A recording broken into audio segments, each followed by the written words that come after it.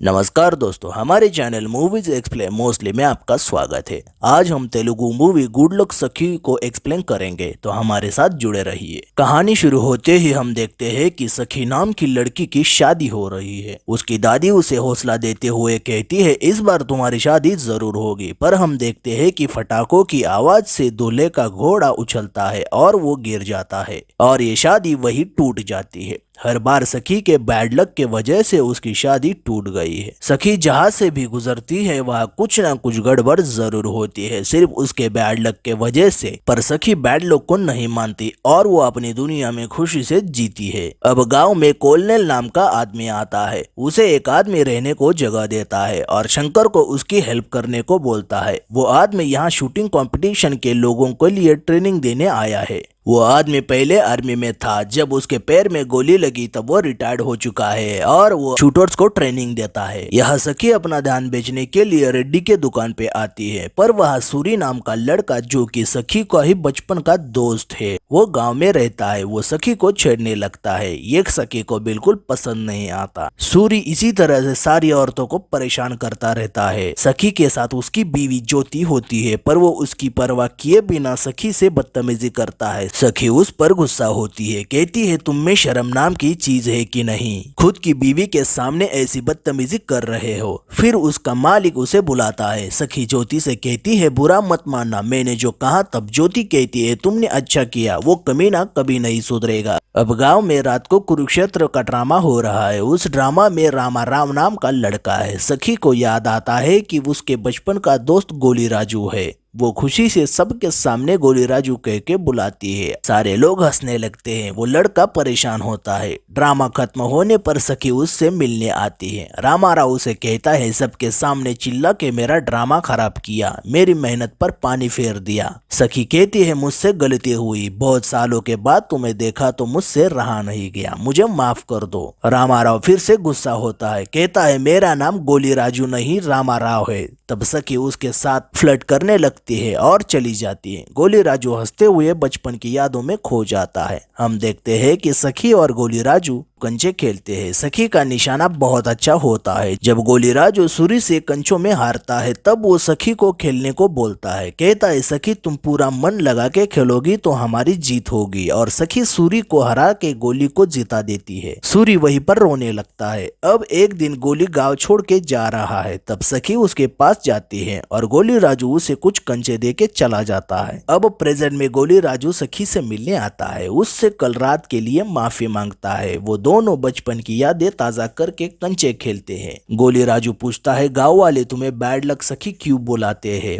वो कहती है मैं उन लोगों की बातों पर ध्यान नहीं देती, बैड लक जैसा कुछ नहीं होता। ऐसी हिम्मत से जीने के लिए तुमने जो मुझे बचपन में कंचे दिए थे वो मैं हमेशा अपने साथ रखती हूँ। गोली राजू उस कंचे को देख कहता है कि तुमने इसे अभी तक संभाल के रखा है क्या? वो बहुत खुश होता है। हम आगे देखते हैं कि सुरु फिर से सखी को छेड़ने लगता है। वही गोली राजू आता है। उसे बोलता है तू इतना बड़ा हुआ पर तेरी हरकतें बंद नहीं हुई, तुझे तो सखी ने कंचों में हरा दिया था, तू भूला तो नहीं ना? तब सुरु को याद आता है कि गोली राजू से वो बचपन में हार चुका है। वो उसे पहचान लेता है।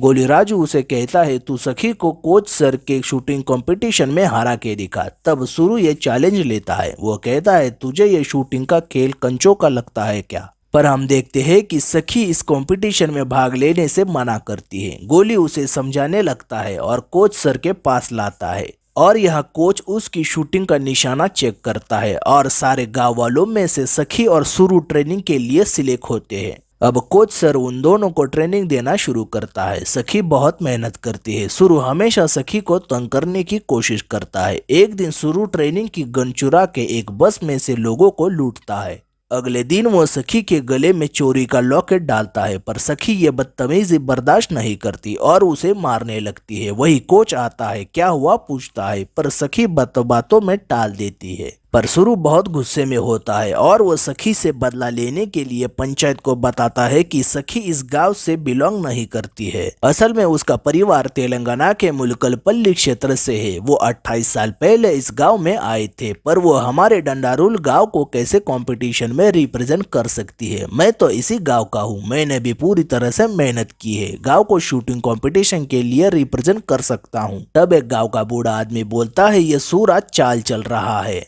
इससे कोई फर्क नहीं पड़ता कि सखी कौन से गांव से है। जैसे क्रिकेट में जब दूसरे देशों के प्लेयर्स हमारे यहाँ आके हमारे चेन्नई टीम को रिप्रेजेंट कर सकते हैं, तब सखी तो हमारे गांव में पली बड़ी है, वो हमारे गांव को रिप्रेजेंट क्यों नहीं कर सकती। गोली राजू पंचायत को बताता है कि उत्तर प्रदेश के 84 साल की बूढ़ी औरत चंद्रा तोमर ने 2010 के शूटिंग कॉम्पिटिशन में गोल्ड मेडल जीता था। औरत हो या मर्द हो, खेल तो खेल होता है। तब पंचायत सखी को शूटिंग कंपटीशन में गांव को रिप्रेजेंट करने को तैयार होती है और सुरु की चाल कामयाब नहीं हो पाती। अब कोच को पता चलता है कि सुरु ने ट्रेनिंग का गलत फायदा उठा के एक बस में से लोगों को लूटा है। तब वो खुद उसे इस कंपटीशन से बाहर करता है। सुरु इस बात से गुस्सा होके गोली राजू से मिलता है और बताता है कि कोच और सखी एक दूसरे से प्यार करते हैं। वो सखी और राजू के बीच फूट डालने की कोशिश करता है। हम देखते हैं कि राजू सुरु के बातों पर यकीन करता है और सखी पर नाराज रहता है। उसे बिना बताए गांव से चला जाता है।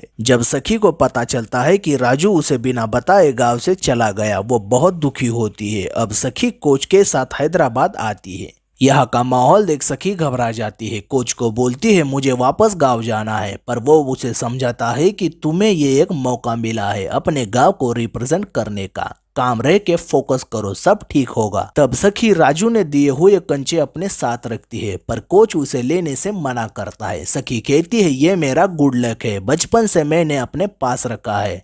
कोच कहता है, सच में तुम इन कंचों से छूने से एक एक्स्ट्रा ऑर्डिनरी प्लेयर बन पाओगे क्या? ये एक भ्रम है तुम्हारा, अंधविश्वास है। तुम्हें खुद पर भरोसा करना होगा, ना कि इन कंचों पर। और फिर सखी शूटिंग खेलना शुरू करती है और हम देखते हैं कि खुशी बहुत बढ़िया प्रदर्शन करती है और नेशनल लेवल के लिए क्वालिफाइड हो जाती है। सखी और कोच बहुत खुश होते हैं। हम आगे देखते हैं कि राजू सखी और कोच के रिलेशन से लेकर अभी भी नाराज होता है। उसका मन ड्रामा में नहीं लगता। तभी वहां सखी आते हैं, उसे बताती है कि वो नेशनल लेवल के लिए सिलेक्ट हुई है। गोली राजू भी बहुत खुश होता है। अब गांव के सारे लोग सखी का स्वागत करते हैं। हम आगे देखते हैं कि कोच डॉक्टर रुखसान को गांव लाता है। रुखसान एक स्पोर्ट्स साइकोलॉजिस्ट है। उसे देख सखी को अजीब सा महसूस होता है। उसका बिहेवियर बदल जाता है। असल में सखी कोच को मन ही मन प्यार करने लगती है। उसे लगता है कि डॉक्टर रुखसान और कोच के बीच कुछ चल रहा है। कोच सखी को बिहेवियर देख उसे समझाता है कि सखी, प्यार और रिस्पेक्ट में अंतर होता है।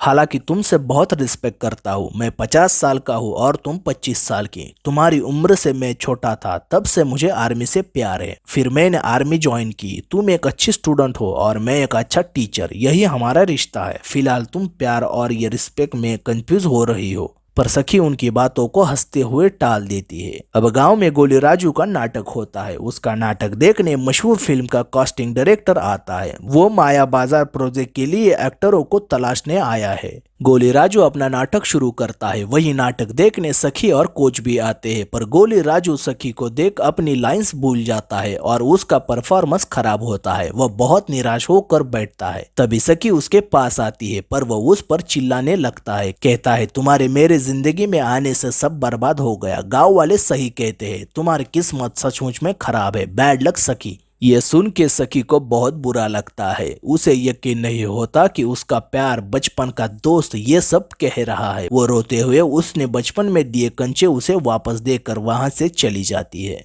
अब नेशनल लेवल का कंपटीशन शुरू होता है, पर हम देखते हैं कि सखी वहां पे कंसंट्रेट नहीं कर पाती। उसे राजू की कई बातें सताने लगती है। वो अपने टारगेट को मिस करती है और 8वें नंबर पर आती है। वह बहुत परेशान होती है। तब कोच उसे समझाने लगता है। कहता है, पिछले 2 महीने से मैंने तुम्हें समझाया है कि तुमसे प्यार नहीं करता। मैं सिर्फ गेम में वापस भेजने के लिए प्यार करता हूँ। ये झूठ नहीं बोल पाऊंगा। सखी रोते हुए कहती है, राजू ने सच कहा कि मेरी किस्मत खराब है। जो जो मेरे साथ होता है मैं उन्हें हमेशा खो देती हूँ, मेरी किस्मत के वजह से। कोच कहते हैं ऐसी बातें मत करो, हर इंसान का कभी न कभी जिंदगी में एक ऐसा बैड टाइम आता है, पर खुद पर भरोसा करो, शांति, स्थिरता और एकाग्रता से अपने लक्ष्य की ओर बढ़ो। अगर शुरुआत की है तो उसे खत्म भी करो। तब सखी वापस गेम में आती है। वो गेम खेलना शुरू करती है, पर जानबूझकर गलत जगह शूट करती है, क्योंकि मन ही मन वो कोच से प्यार करने लगी थी और अभी वो उससे नाराज होती है। पर सखी को लगता है इस वक्त उसे प्यार से समझाने वाला चाहिए था।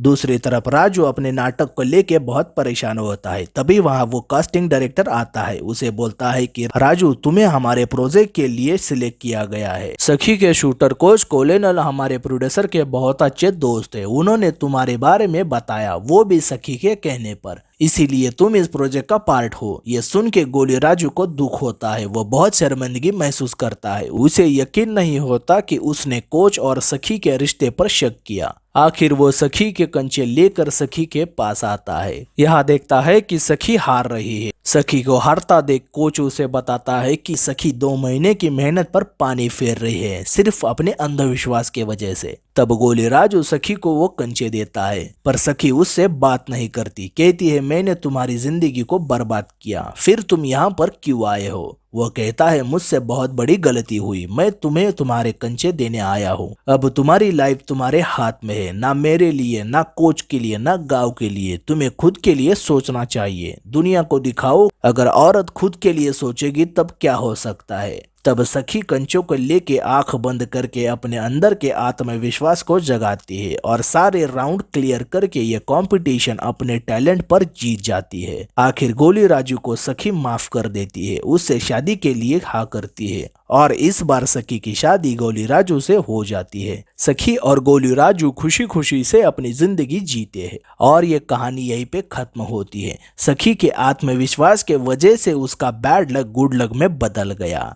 आपको क्या लगता है कि रियल जिंदगी में गुड लक और बैड लक की क्या परिभाषा होनी चाहिए? अगर ये कहानी आपको अच्छा लगी तो हमें ज़रूर बताइए। अगर हमारा एक्सप्लेनेशन अच्छा लगे तो हमारे चैनल मूवीज एक्सप्लेन मोस्टली को लाइक, शेयर और सब्सक्राइब ज़रूर करें। Thank you for watching.